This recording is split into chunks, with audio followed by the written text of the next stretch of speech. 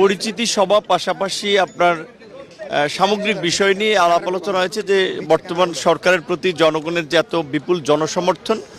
সেটার জায়গা থেকে প্রধানমন্ত্রী আমাদেরকে মনে করিয়ে দিয়েছেন যে জনগণ আমাদের কাছ থেকে যে সুশাসন এবং জবাবদিহিতা চায়, সেক্ষেত্রে আমরা স্ব মন্ত্রণালয়ের যারা দায়িত্বে আছি তারা যেন যে কোনো ধরনের প্রভাব এবং স্বজনপ্রীতি ঊর্ধ্বে থেকে কাজ করি এবং বিশেষ করে দুর্নীতির প্রশ্নে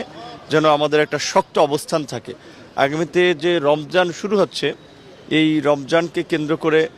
দ্রব্যমূল্যর স্বাভাবিক রাখা প্লাস হচ্ছে সেহরি, ইফতার, তারাবির সময়টা যেন বিদ্যুৎ নিরবিচ্ছিন্ন থাকে, আইন শৃঙ্খলা পরিস্থিতি যেন স্বাভাবিক থাকে এবং সরকারের যে কমিটমেন্ট, বিশেষ করে নির্বাচনের সময় মাননীয় প্রধানমন্ত্রী বিভিন্ন জায়গায় সভা সমাবেশে যেই বিষয়গুলো বলেছেন, ফ্যামিলি কার্ড, কৃষক কার্ড, স্বাস্থ্য কার্ড, সেগুলো কিভাবে ইমিডিয়েটলি আসলে কিছু দৃশ্যমান কাজ